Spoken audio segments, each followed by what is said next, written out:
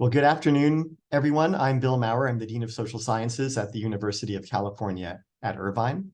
Thank you so much for attending this afternoon's webinar on a topic that I know has been at the front of people's hearts and minds.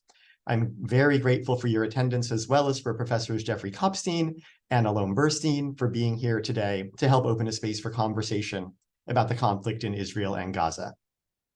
I want to acknowledge at the outset that members of the UC Irvine campus community have lost loved ones in both Israel and Gaza in the past several days, and that we're learning daily of members of the broader social sciences and academic community with ties to UCI who are also being directly impacted. Today's conversation is being recorded and will be posted on the School of Social Sciences website under the Events tab. I believe all the registrants will also get a link in their email. We are also planning other events, conversations, and resources here to deepen the campus discussion about the attacks on October 7th and the ongoing conflict. Please feel free to post questions in the Q&A field at the bottom of your screen. I think by now everybody is familiar with how Zoom works. Those are being moderated by our social sciences team, for whom I'm grateful for running this webinar. Professor Kopstein will introduce our featured speaker in a moment and will pose questions from the Q&A to him at the conclusion of the presentation.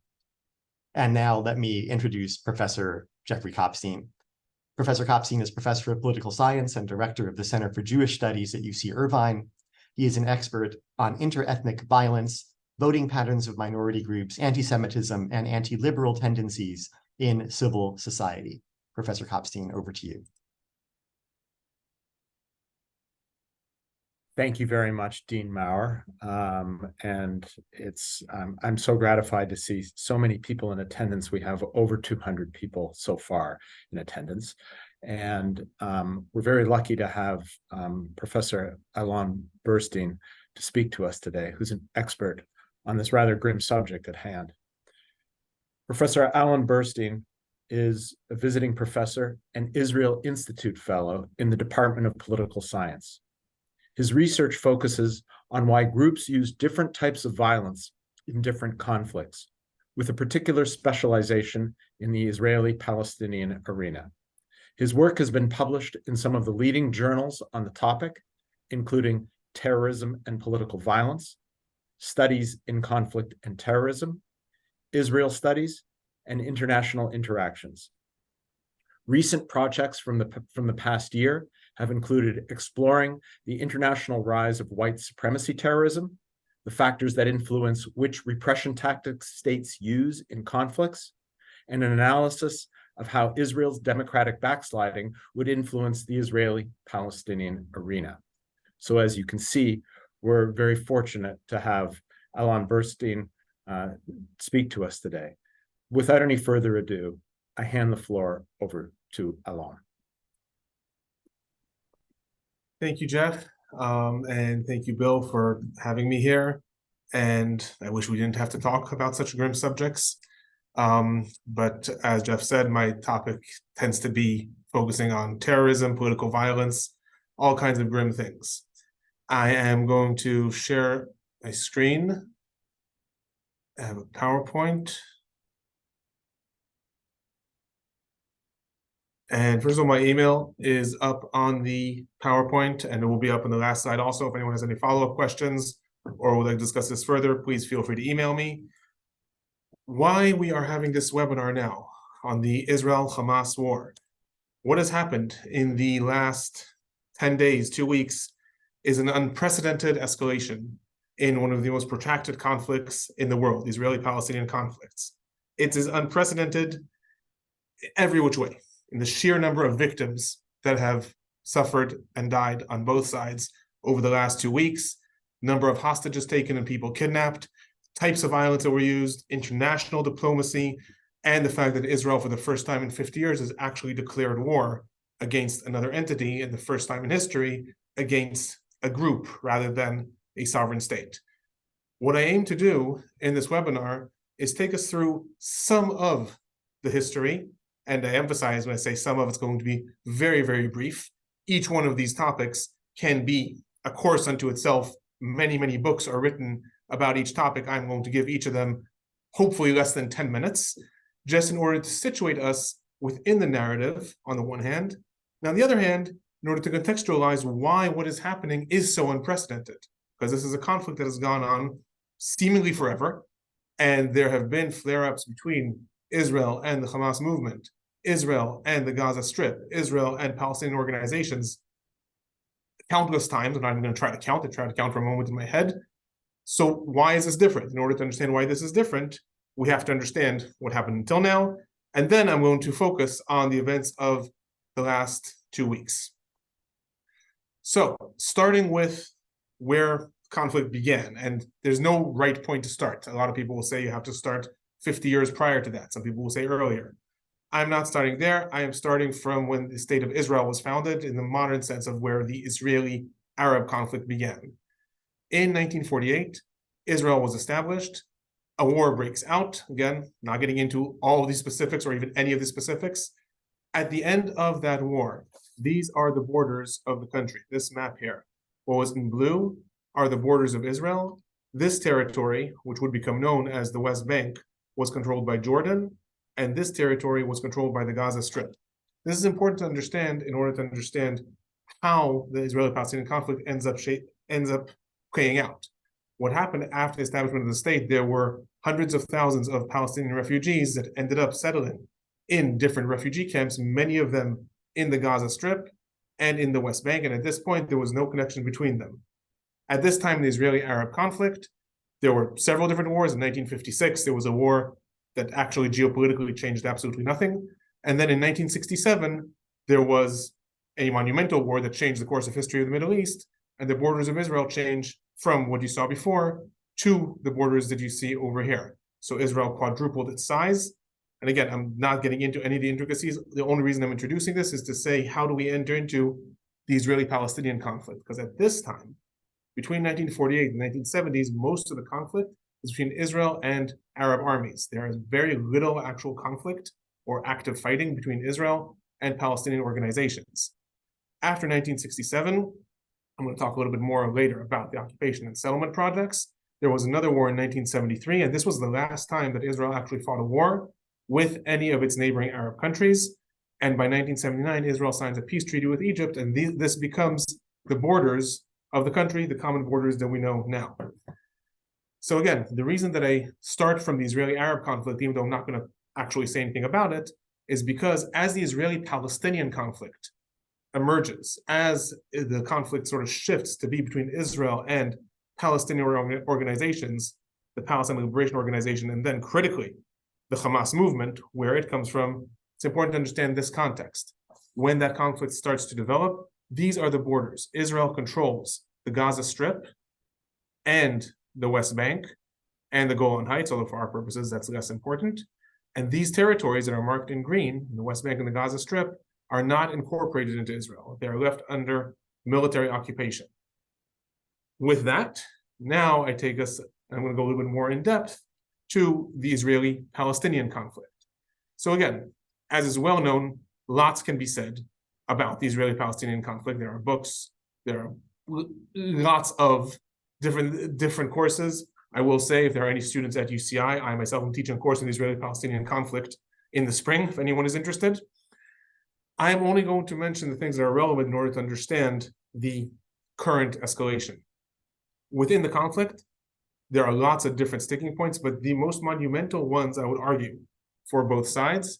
From the Palestinian side, the most monumental grievance is the Israeli occupation and the settlement projects. So as I mentioned, these territories, the West Bank and the Gaza Strip, were not incorporated into Israel. They were left under military occupation. That means that the Palestinian inhabitants there were not given citizenship. They do not have any civil rights, any civil liberties. Some argue they have very diminished human rights. And at the same time, Israel initiated what was called the settlement project, which was moving Israeli settlers, Jewish settlers, into locales and townships and strongholds throughout the Gaza Strip and the West Bank. That is one of the most controversial, most sticking points. I don't know how much time we'll have in the Q&A, we can talk about that. However, from the Palestinian side, that is one of the major grievances when it is discussed Israeli settlements and the Israeli occupation. Now, countering this, from the Israeli side, one of the major grievances against the Palestinian organizations was terrorism and acts of political violence that have been wielded by primarily two different camps, both of them within the Palestinian side. However, both of them also rivals with one another. The Palestine Liberation Organization, the PLO, was established in 1964 and then re-established in 1968 and led by Yasser Arafat until his death. He was the most iconic Palestinian figure. That organization was an international movement that said in its initial charter that it was using acts of guerrilla, which would become known in international parlance as terrorism, in order to liberate all of Palestine. It called for the complete obliteration of Israel and its replacement with a Palestinian state, but explicitly, it wanted that state to be a democratic, secular, westernized, quote unquote, Palestinian state. The PLO was the main actor that Israel was fighting a lot of conflicts with throughout the late 1960s, 1970s, and into the 1980s. And then in 1988, a rebellion breaks out in the West Bank and the Gaza Strip, known as the First Intifada, which was really a popular uprising of local Palestinians that very quickly was taken over by the PLO in order to rebel against the Israeli occupation. That moment in history, especially leading to what happens now, more than 30 years later, is critical because at that moment, a different group is established, calling itself the Islamic Resistance Movement. The acronym in Arabic, that's Harkat al-Muqawama al-Islamiyya, whose acronym is Hamas. The Hamas movement is established in 1988, also calling for the obliteration of Israel. However, it challenges the Palestine Liberation Organization's, the PLO's vision. The PLO's vision was the eradication of Israel and the establishment of, as I said, a democratic Western state. The Islamic Resistance Movement, Hamas, their vision was the eradication of Israel in the name of Islam, in the name of jihad. They reinterpreted the conflict as a conflict of Muslims against Jews. They looked at Palestine as an endowed Muslim entity, and therefore it cannot be divided. It must be liberated in its entirety in order to become one Palestinian Islamic entity. Again, I'm really butchering history as I skip through things. The First Intifada lasted for 5 years, give or take, and involved primarily low-level violence. This up here in the top left corner is one of the most iconic pictures. It involved Palestinians throwing stones, using slingshots, Molotov cocktails, and later on in 1991-92, using some armed resistance also to fight the Israeli occupation. Eventually, in 1993, Israel and the Palestine Liberation Organization agreed to come together. This famous handshake between Prime Minister Rabin and PLO Chairman Yasser Arafat, with Bill Clinton in the middle, almost pushing them together. And they agreed to come together and resolve the conflict peacefully, to start a process called the Oslo process in order to arrive at a two-state solution. Hamas violently objected to this, seeing the PLO as traitors, that they are dividing Palestine between a Jewish entity and a Muslim entity.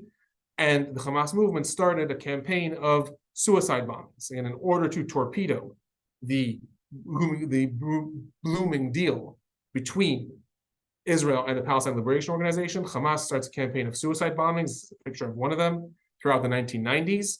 Eventually, the Oslo process collapsed. I hope this is not a surprise to anyone. Peace did not break out in the Middle East.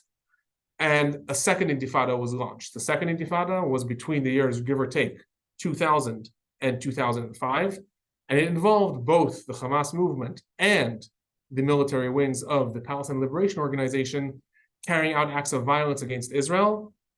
Unclear exactly to what end, because the PLO said that they were aspiring towards achieving their own state. However, that was what the negotiations were meant to achieve. Meanwhile, Hamas saw this as part of the ongoing fight in order to obliterate any chance of a two-state solution and actually retake all of Palestine. Eventually, after several years of conflict in which, give or take, 1,000 Israelis are killed, and give or take, 3,500 to 4,500 Palestinians are killed during those 5 years, between the years 2000 2005. Eventually, Israel withdraws its settlements from the Gaza Strip, So again, I know this is a lot of information. I'm just trying to bring us up to where we are now. Withdraws its settlements from the Gaza Strip and evacuates all of its military forces from occupying the Gaza Strip. So the occupation remained in the West Bank, and the Gaza Strip at this point was still surrounded by Israel, or there were no Israeli forces in the Gaza Strip.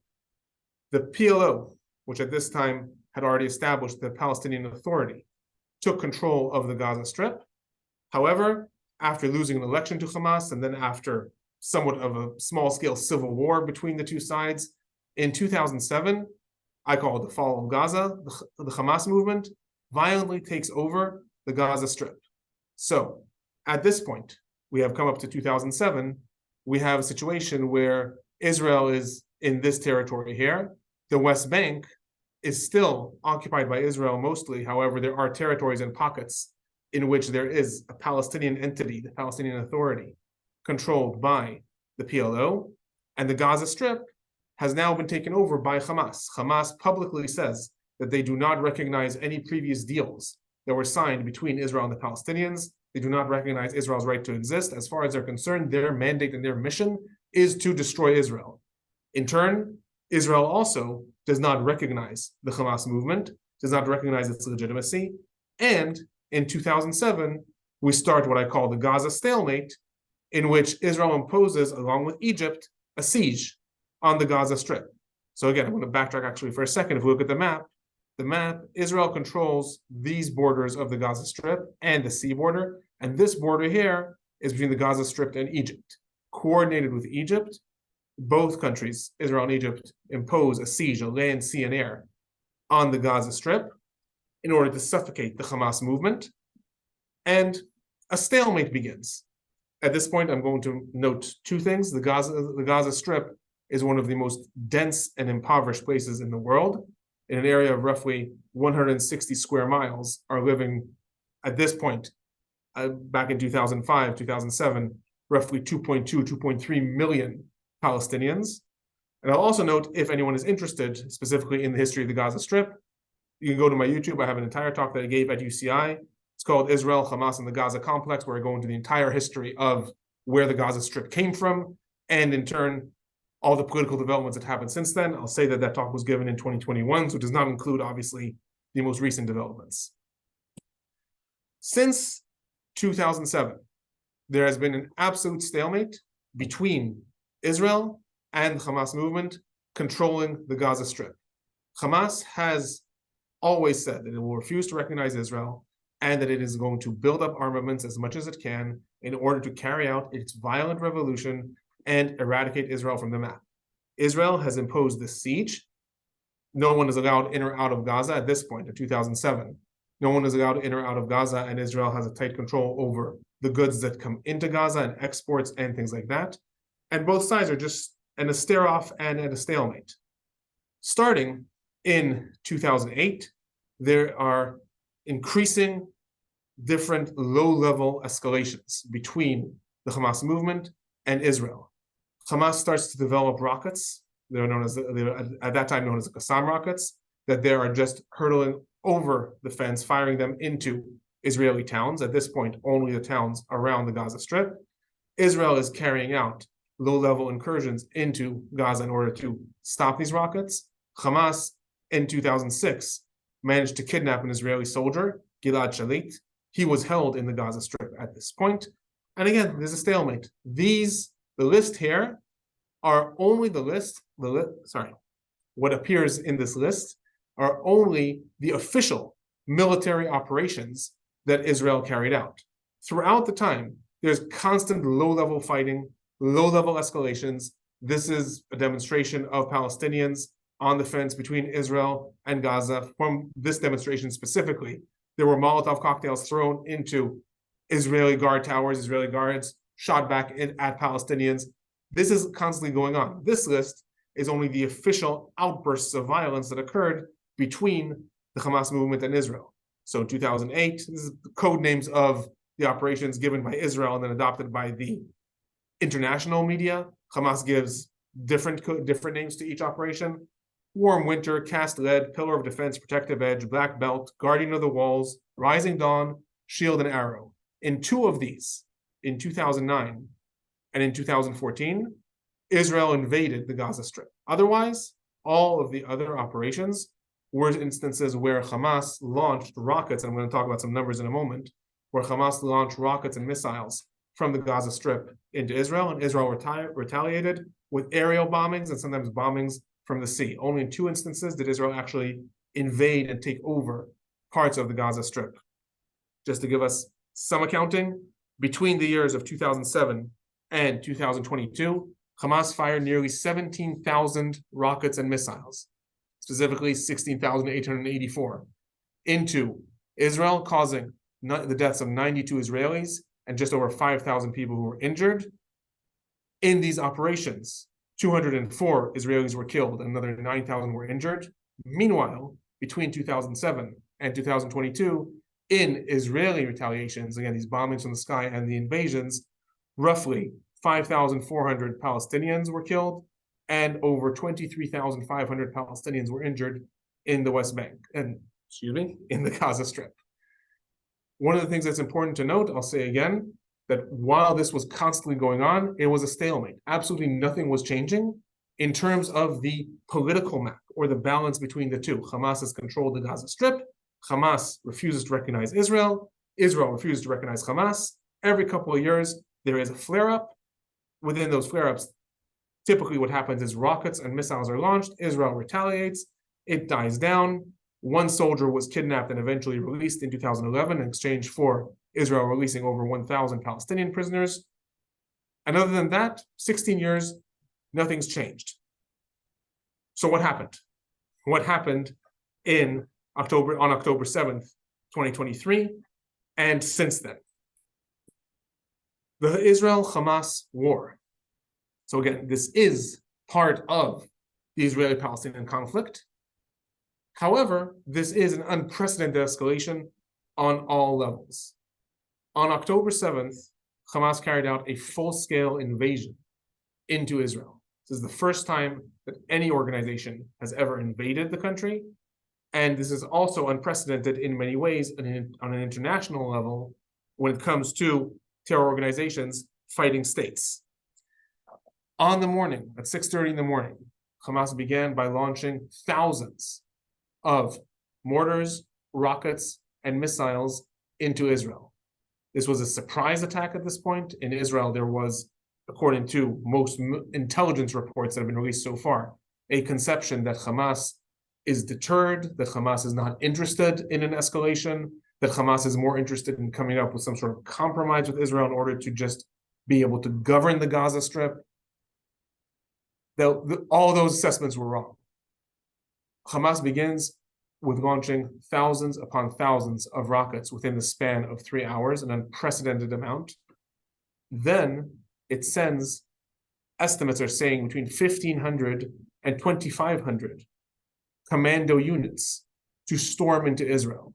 They began by detonating 15 different points along the very, very heavily fortified barrier between Israel and the Gaza Strip. So again, this is a barrier that has lasted for well over 20 years and has prevented anyone from getting in or out without Israeli permission. They managed to detonate in 15 different places. And in addition to that, they send in a lot of equipment. You can see here, down here, an example of a tractor that's pummeled through the fences and the mines and just tore through the gate. By the time the invasion was in full scale, there were over 80 locales in which the barrier was breached. At this point, 1,500 to 2,500 Hamas commando attackers storm into the country, carrying out very, very precise attacks. They began by storming IDF, the Israeli Defense Force, outposts and bases. Again, this has never happened before in the history of the Israeli-Palestinian conflict, that an organization rather than a state manages to do this. They took over 8 different IDF bases and outposts along the border. At that time, the second wave of attackers started to storm into all of the towns, kibbutzim, and villages and townships and municipalities that surround the Gaza Strip. And there, they carried out an absolute massacre. Most of the people in the towns were shot in their homes. a lot of people were shot as they were trying to hide out in bomb shelters. Hamas attackers were very, very sophisticated in terms of how they carried out the attacks. One of the things that they did is they're on motorbikes, went to one town, shot at a house, then went to another town very quickly, shot at the house, another town very quickly, so that alarm bells were coming up from each and every town, and the Israeli police and military had no idea where to go. At the same time, they carried out an air invasion. Here's a picture up here. People came in with hang gliders, and these people specifically targeted a big outdoor rave party. So it was an outdoor dance that was happening all night. This is by now 6:37 in the morning. These attackers targeted mostly teenagers and young adults at this rave party. Over 300 people were likely killed at this party. In addition to that, in addition to the massacres that occurred, Hamas also had instructions to carry out mass amounts of kidnappings. So in the history of the Israeli-Palestinian conflict, there have been cases of hostages, Israeli hostages, taken before. The most amount of hostages ever taken were taken in 1976 by a hijacked plane to Entebbe. There were 105 hostages then. Hamas and Palestinian Islamic Jihad were joining with them in the attack. Their attackers managed to kidnap back into the Gaza Strip between 200 and 250 Israelis. One of the things that make this also unprecedented is that those taken were not just soldiers. There was a small contingent of soldiers that were in the outpost. However, the much larger contingency were men, women, children, infants, babies, as well as elderly people. The youngest person kidnapped is 9 months old. A baby that was kidnapped with his 4-year-old brother and his mother, and the oldest person is an 85-year-old woman. Hamas actually put out a video a couple of days ago with its fighters while they're wearing full military gear and their guns on their backs, holding babies, Israeli kidnapped babies, trying to comfort them. Hamas was trying to show that they are treating them very humanely. By any scale, this is unprecedented. It is unprecedented in terms of the Israeli-Palestinian conflict, that a group actually carried out an invasion into Israel.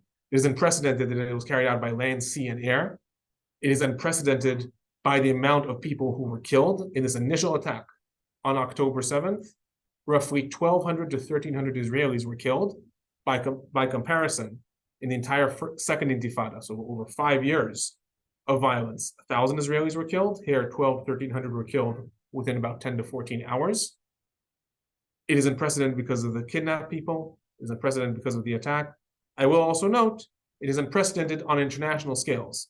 With the exception of 9/11, this is the biggest attack carried out by an organization on any scale. The amount of attackers that came in, the amount of people who died in a single attack, and the amount of hostages taken. Or the amount of hostages taken is the second or third largest attack to happen in history. So that is in terms of the opening attack on October 7th. However, what is happening since then is also unprecedented. Israel's retaliation is also unprecedented in the history of the Israeli-Palestinian conflict. So, Israel's retaliation began on October 8th, October 9th. On October 7th, Israel was mostly just trying to fend off the Hamas attackers. On October 8th, first of all, Israel announces that the siege of Gaza, which until then had been negotiated between Israel and Hamas in roundabout ways, is going to become an absolute siege. Israel cuts off the electricity to the Gaza Strip. It cuts off all humanitarian aid, so trucks carrying food and water and supplies and gas and petrol and all kinds of things, dozens of them, if not hundreds, go through Israel daily into the Gaza Strip. They are all cut off. And Israel cuts off the water supply to the Gaza Strip. I will say Israel does not supply all of the water to the Gaza Strip, but it does supply a good amount. At this point, it is all cut off. That into itself is unprecedented. Next, Israel begins a campaign of bombing. So these pictures, the two in the corners, this one on top and this one on the bottom, are pictures from October 8th. Israel begins a massive campaign of bombings, which again has happened in the Gaza Strip before, but never at this scale. Just again, to give us some proportions, within the first week of bombing, Israel carried out over 6,000 air raids into the Gaza Strip. Now, remind you, the Gaza Strip is an area of roughly 160 square miles. Over 6,000 air raids, dropping 4,000 tons of bombs. Again, just to give us some proportion for comparison, according to some military experts, that equates to the amount of bombs that the United States dropped in its war in Afghanistan throughout an entire year. Israel drops within 1 week. At the same time, the bombings continue. Israel begins a campaign of targeted assassinations against top-ranking Hamas and Palestinian Islamic Jihad leaders. So, in the previous rounds of escalation between Israel and organizations in the Gaza Strip, Israel occasionally targeted either Hamas or Palestinian Islamic Jihad leaders, but usually not the top ranking. Usually they were seen more as political leaders, and they were given some sort of immunity. Israel is now trying to assassinate each and every one of them. The mass mobilization that is occurring, Israel has publicly announced that it is intending to invade the Gaza Strip, and it has called up in its reserve units. Those are not the regular IDF forces, but the additional forces that are called up. Over 300,000 IDF soldiers are now encamped around the Gaza Strip, poised for invasion. That is also unprecedented numbers. On October 9th, Israel officially declared war against the Hamas movement. What does this mean? Throughout the history of the Israeli-Palestinian conflict, there have been military operations. There have been different escalations. Israel has never declared war against an organization. In fact, Israel has never declared war against anyone for over 50 years. The last time Israel was in an official state of war was in 1973. This time, again, another escalation. That has some political implications, which we can talk about later. According to the Palestinian Health Ministry, so far, and I checked this several hours ago, the numbers might have changed. So far in Israel's attacks, 3,478 Palestinians have been killed in the Gaza Strip, and over 13,000 have been injured. So again, to give us some proportion, because not everyone studies conflict all day long, to give us some proportion, I want to remind everyone that in the rounds of escalation between Israel and Hamas between 2007 and 2022, 5,400, give or take, Palestinians had been killed. Here, within the course of 10 days, 3,500. So again, the numbers are unprecedented on both sides in terms of this flare-up, the number of hostages, the number of people killed in Israel, the number of people killed in Gaza. And finally, another massive implication that is happening within this war is the regional arena. So Hamas's attack, as I said, is unprecedented on many levels. This causes a lot of echo, a lot of shockwaves across the entire Middle East region. Hamas has called upon Palestinian citizens of Israel, Palestinians living in the West Bank, and also surrounding fighting organizations, primarily Hezbollah, who is up in Lebanon, to all join in an all-out war in order to liberate Palestine. So far, this has not happened. However, Hezbollah up in Lebanon is constantly threatening to enter the fray as well. Hezbollah is just as armed, if not far more armed, than the Hamas movement. It has, according to different estimates, between 100,000 and 130,000 rockets and missiles that are aimed at Israel. It also has its own commando unit, known as the Radwan unit, which has famously been planning an invasion of its own into the north of Israel. And since the beginning of this escalation, Hezbollah has been carrying out low-level acts of violence in what I would call a game of chicken with Israel, seeing is there going to be a full-level flare-up or not.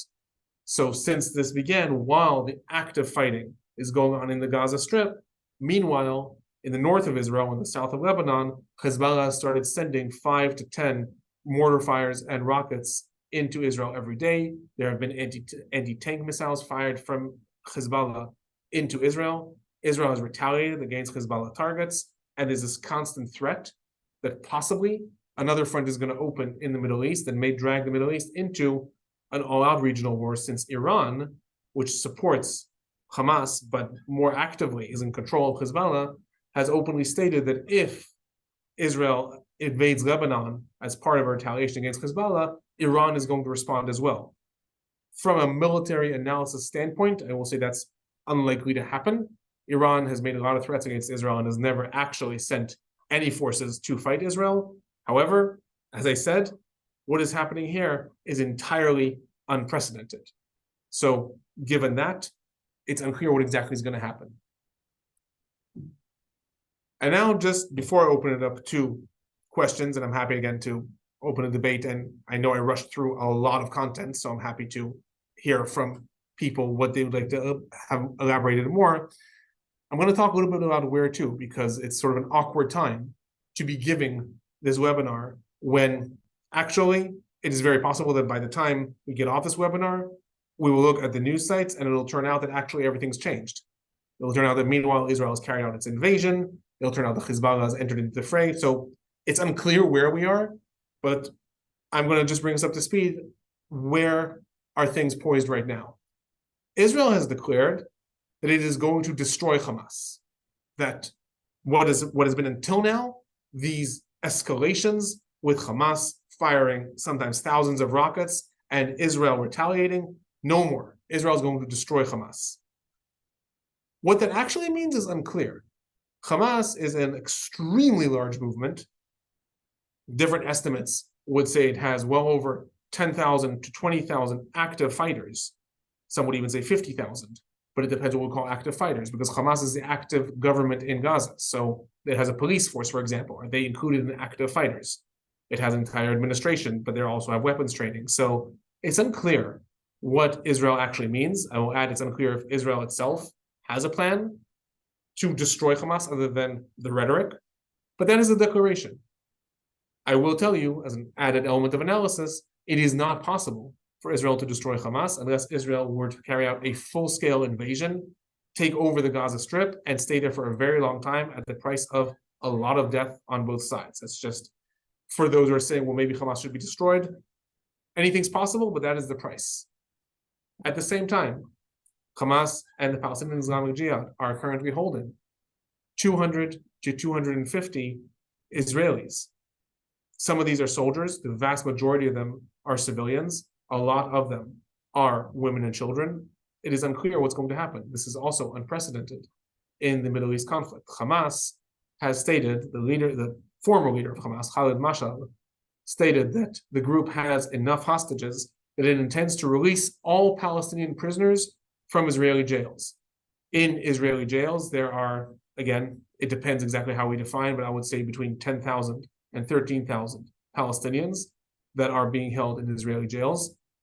Previously, historically, when Hamas has managed to, for example, kidnap a soldier, he has often been traded in exchange for several hundred or several thousand Palestinian prisoners. Right now, the numbers of captives that Hamas is holding is unprecedented.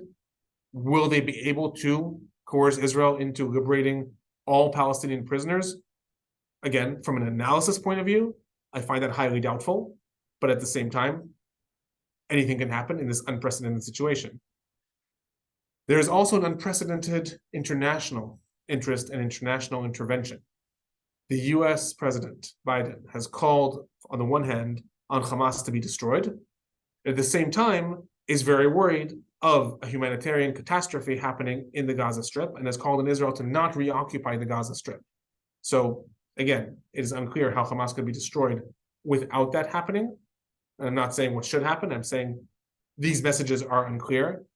But what is clear is that there's a growing international interest and a growing international fear of a regional war spiraling out of this current escalation that may engulf the entire Middle East or possibly even spiral even further.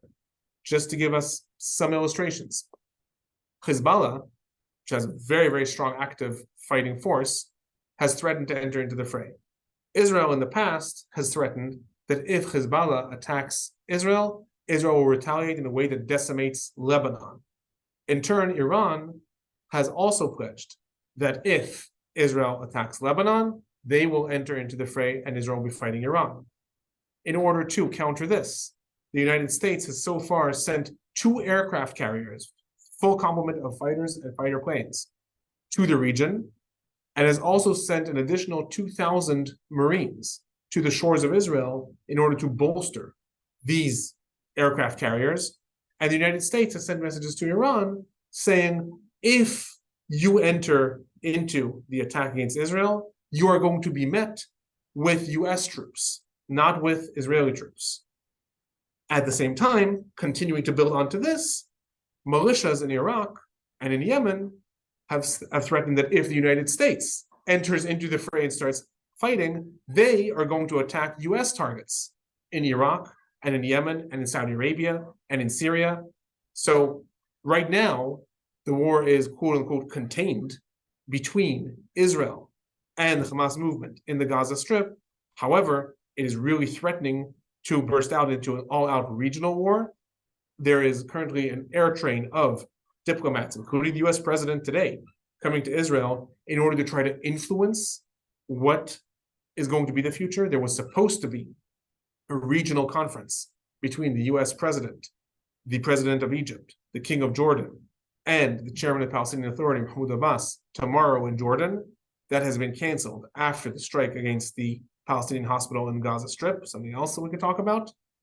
So right now that is not happening. That was supposed to discuss what will happen in the Gaza Strip. That is the current unprecedented escalation.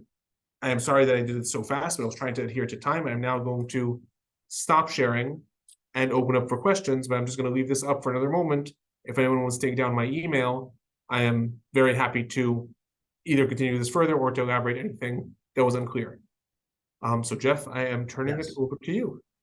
Thank you very much, Alon. We have a lot of questions. I despair that we're not going to be able to get to them all, so I'm going to group them.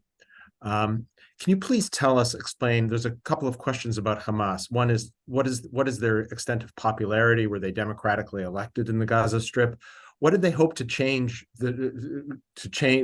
by changing the pattern of interactions with the kind of what you called an unprecedented escalation? And how did they get so many missiles? So the popularity of Hamas, I'll take it back a little bit. Hamas was a grassroots movement, and in 2006, which is the last time there were elections in the Palestinian Authority, Hamas won in the legislative elections, not for the Palestinian president. Hamas ran in the elections and they won. They won a majority, so they were democratically elected. However, a year later, there was the outbreak of a low-intensity civil war that lasted a week between Hamas and the Palestine Liberation Organization, and Hamas violently took over the Gaza Strip, and then their government was legally disbanded. So they were elected democratically. However, their control of the Gaza Strip right now is illegal by Palestinian standards. Their popularity, ironically, is much higher in the West Bank, where they don't have as much of a foothold, rather than in the Gaza Strip. In the Gaza Strip, they have, first of all, enacted a lot of policies that a lot of the population do not necessarily favor. Hamas is a devoutly religious organization, and a lot of their policies, the population does not necessarily favor. At the same time, under their administration, as a result of the constant conflict with Israel and the siege, there is currently well over 50% unemployment in the Gaza Strip. So their popularity has decreased in the Gaza Strip. In turn, in the West Bank, where they're not in control, they are seen as the ones who are standing up to Israel, and their popularity is much greater. Where did they get so many missiles?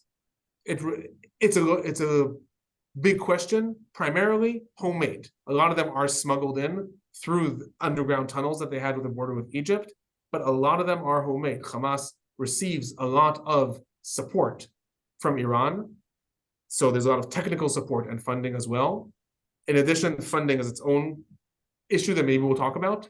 But in addition to that, a lot of the humanitarian aid and the aid that Israel does allow to come into the Gaza Strip despite the siege can be converted to be used to create rockets, such as fuel, right? Fuel comes into the Gaza Strip in order to run generators and run power plants, but you can equally use it to make rockets. So that is where Hamas got the materials, at least, for that. So there's a series of questions about Israel and its internal politics and its motives. Number one, how has Israel was deeply divided until very recently. There were demonstrations every week against Netanyahu's planned judicial reforms. How has the current war, has it changed that dynamic and all? And also within Israel, let's say they actually, by their stated goal, succeed in their actual goal of, quote, eliminating Hamas. What is there any appetite for a reoccupation? I mean, what is the thinking on that going forward?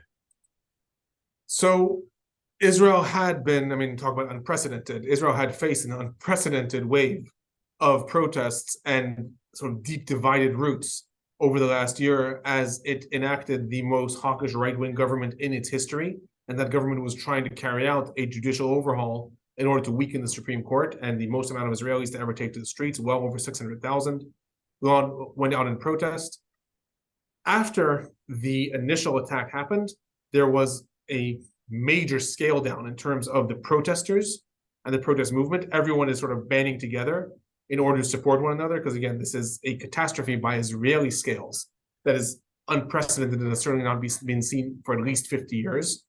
So right now, the protests have completely disappeared, and the protest movement has entirely diverted itself towards offering support to the Israelis down south, that in some of them, their entire towns have been destroyed, or the population has been uprooted, or their family members have been kidnapped or killed.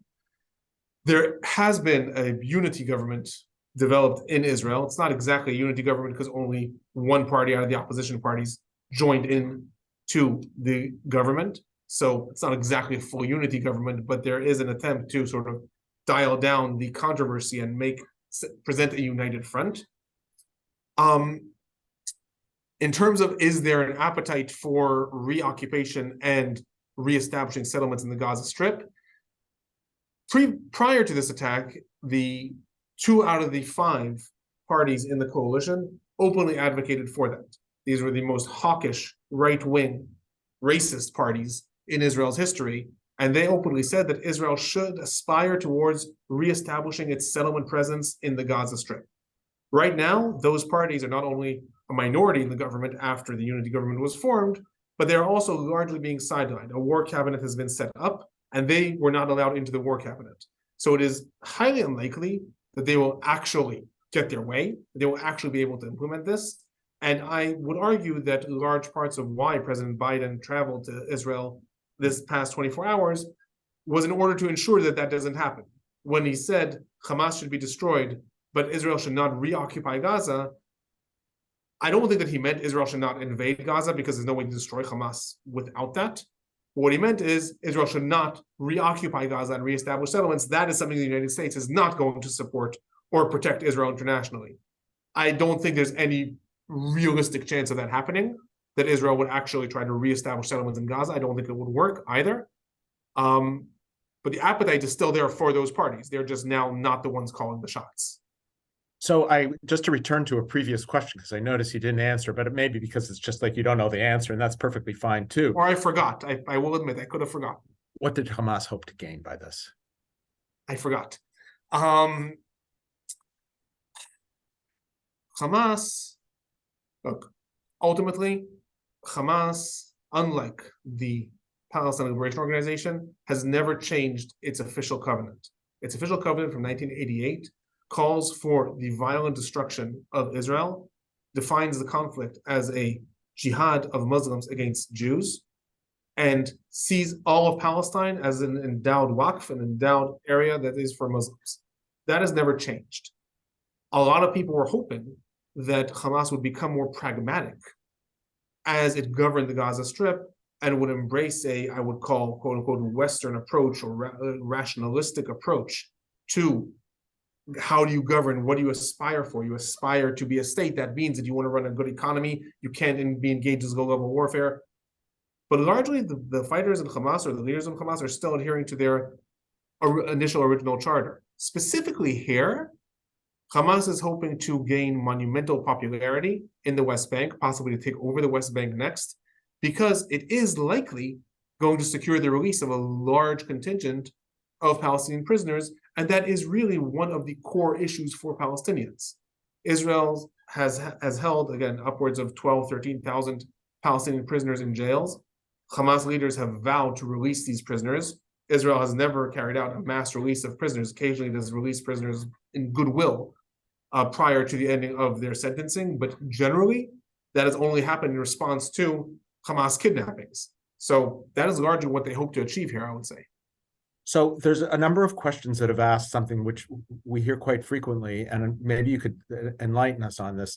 The idea that somehow the Israeli right, and Netanyahu in particular, actually backed Hamas early on.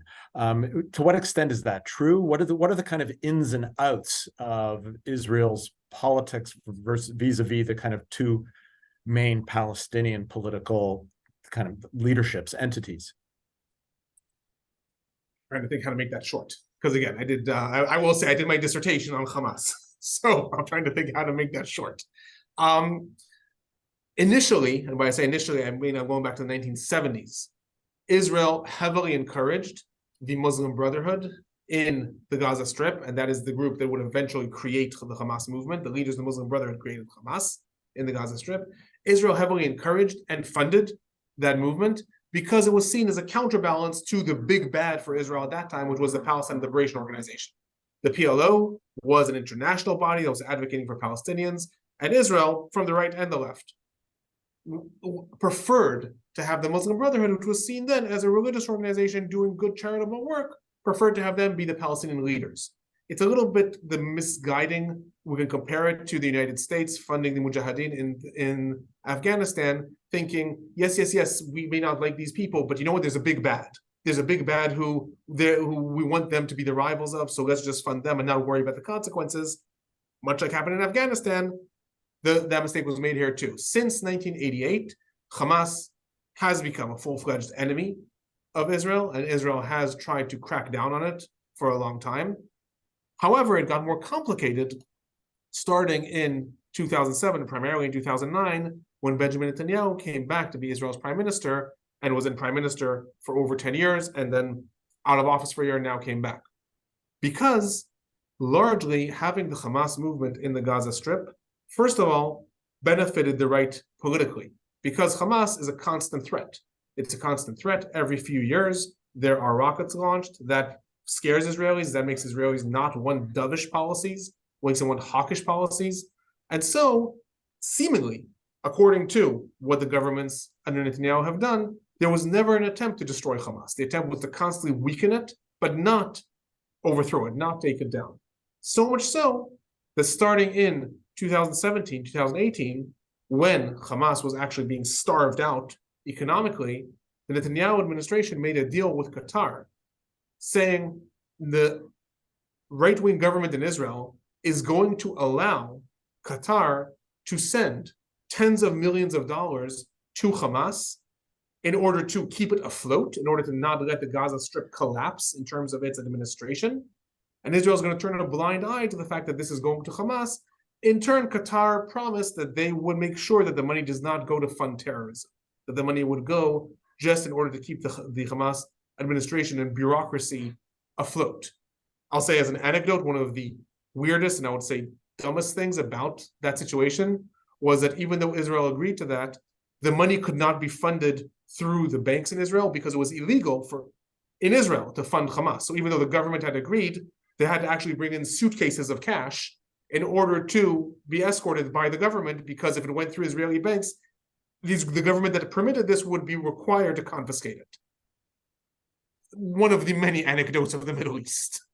A couple of more questions. One of our listeners asked about the motive of Iran in all of this. The idea that somehow this attack was timed to prevent a reconciliation, some kind of diplomatic deal between Saudi Arabia and Israel. And so this was an attempt to kind of a broader geopolitics of the area was playing itself out on the Israeli side of the Gaza border. So Iran historically has positioned itself as the enemy of the West, quote unquote, in the Middle East. The forefront of the West in the Middle East is seen as Israel, and after that, the United States. for Iran, even though most of their rhetoric is against Israel. They call Israel the little devil. The big devil is the United States. Israel is just at the forefront. It is true that this came at a convenient timing for Iran. There was very advanced negotiations between Saudi Arabia and Israel under the US in order to broker a normalization deal, to open diplomatic channels between Saudi Arabia and Israel. And in turn, Saudi Arabia would gain a defense pact with the United States that would help defend it against Iran. And since this happened, Saudi Arabia has suspended all of its negotiations with Israel. And importantly, on that same day, the Saudi crown prince had a public conversation with the president of Iran in order to discuss regional developments, which is sort of Saudi Arabia signaling, if we are not going this way, we may have to go this way. At the same time, according to all the intelligence reports that at least have been published, Iran may have known about this and likely did know about this, but did not know when it was planned. Hamas did not actually coordinate with Hezbollah or Iran. They, according to different reports, have been preparing this for over 18 months. But in order to keep security, they did not actually tell any organization when this was going to happen. They knew it was going to happen sometime now, which is another reason why Hezbollah wasn't prepared on that day to join into the fray also. They didn't know it was actually going to come on that day. So I would argue this is convenient, and I would argue from a different direction. Instead of suggesting that Iran may have activated this for geopolitical reasons, Hamas may have been the one to say, if we do this now, we can also torpedo the deal between Israel and Saudi Arabia. So that's why it's a convenient time to do that now, I would argue. I think we'd be remiss if we didn't talk about the generalized humanitarian issues at work here. Can you tell us a little bit? There's a lot of discussion of water politics, food convoys, borders. I mean, the border has been sealed in the past between Israel and Gaza, but not always completely. And in fact, just before this, there was movements of people back and forth, including some of the people from Gaza who had worked on some of the kibbutzim that were later attacked. So can you tell us a little bit about the movement of goods and services and people across the border, both before and what's the state of play right now? So when the siege was enacted in 2007, it was a relatively complete siege because Israel said anything that could potentially be converted to be a weapon, so that included any metal scrap, any fertilizer, which I don't expect most people know is a compound that can be turned into an explosive. Anything like that, nothing is allowed in. After 2009, 2010, deals started to be brokered between Israel, Hamas, and Egypt to allow the entrance of a lot of humanitarian aid. Every day, several hundred trucks carrying food, medicine, goods, services enter into the Gaza Strip, all under Israeli and or Egyptian supervision. Israel also has control over power lines that go into Gaza. Israel provides the electricity to Gaza, and some of the water. There's different reports. I don't actually know which of them are accurate. Some say 20% of the water is provided by Israel. Some say less. Some measure of water supply. When the attack happened and the siege was enacted, Israel flipped a switch and said no more humanitarian aid is coming in. Complete and utter blockade. No more. I'm seeing some of the questions also. No more aid is coming in. Electricity is being cut off right now. Gaza, the only electricity that's there is private generators. No fuel to run generators because fuel can be used in rockets, etc. Since then, under heavy U.S. pressure, Israel is starting to ease up on that out of also its own interest, because Israel wants to have international recognition and wants to have sort of leeway from the United States to protect it in the United Nations and in all kinds of other international channels. And accordingly, right now, there are negotiations, and Israel has allowed the Rafah crossing from Egypt to be opened. It is providing water to the south of Gaza because it has called on Palestinians in the north of Gaza to evacuate to the south to not get hurt in the conflict. So there's starting to be a little bit of an easing of the siege and allowing more humanitarian aid, but it is a far cry from what is needed with the, again, tens of thousands of people that have been injured in the Gaza Strip. So Alon, I wanted to thank you. We've hit up against 5 o'clock, and that's my bosses are telling me that we have to shut it down now. But I wanted everybody to know who's asked questions that we haven't been able to address, that we're going to be saving the questions for Alon to review, and also I wanted to thank everyone for their robust participation. It's been a very enlightening discussion, and I hope we can meet again under much more happy circumstances. But thank you very much for bringing us some light on this very dark times.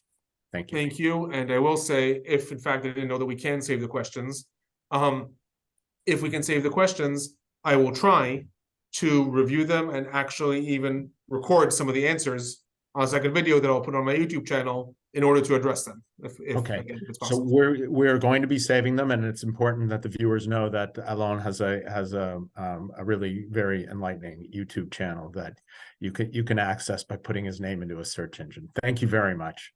Thank you.